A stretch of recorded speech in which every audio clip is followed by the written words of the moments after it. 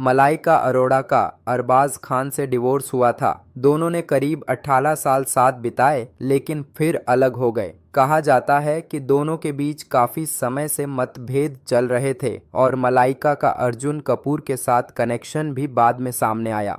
जब इनका डिवोर्स हुआ था तब मलाइका करीब 44 साल की थीं। करिश्मा कपूर का संजय कपूर से रिश्ता भी ज़्यादा नहीं चला। शादी के कुछ साल बाद ही दोनों के बीच लड़ाइयाँ और आरोप प्रत्यारोप शुरू हो गए। करिश्मा ने यहाँ तक कहा था कि उन्हें मानसिक और शारीरिक टॉर्चर झेलना पड़ा। डिवोर्स के समय करिश्मा की उम्र करीब 42 साल रही होगी।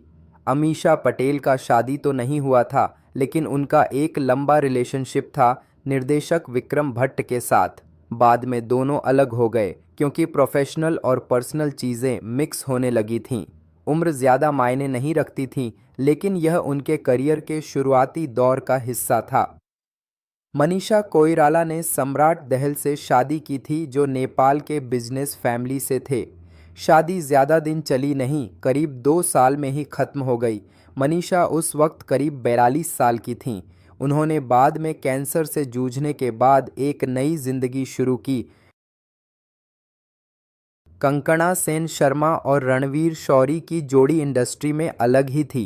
दोनों अच्छे कलाकार हैं लेकिन दोनों ने आपसी सहमति से डिवोर्स लिया। कहा गया कि उनके स्वभाव और सोच में काफ़ी अंतर था। कंकणा उस समय करीब 29 साल की थीं। आदिति राव हैदरी की भी एक सीक्रेट मैरिज हुई थी सत्यदीप मिश्रा से जो बाद में ख़त्म हो गई। दोनों ही बहुत पर्सनल लाइफ को प्राइवेट रखते थे इसलिए ज़्यादा जानकारी बाहर नहीं आई। उम्र उस वक्त लगभग 32 साल के आसपास रही होगी। ऋचा चड्ढा की शादी तो अभी हुई है अली फजल से लेकिन उनका पहला रिलेशनशिप अली से पहले ख़त्म हो चुका था और कहा गया कि उनकी लाइफ में बहुत उतार चढ़ाव रहा।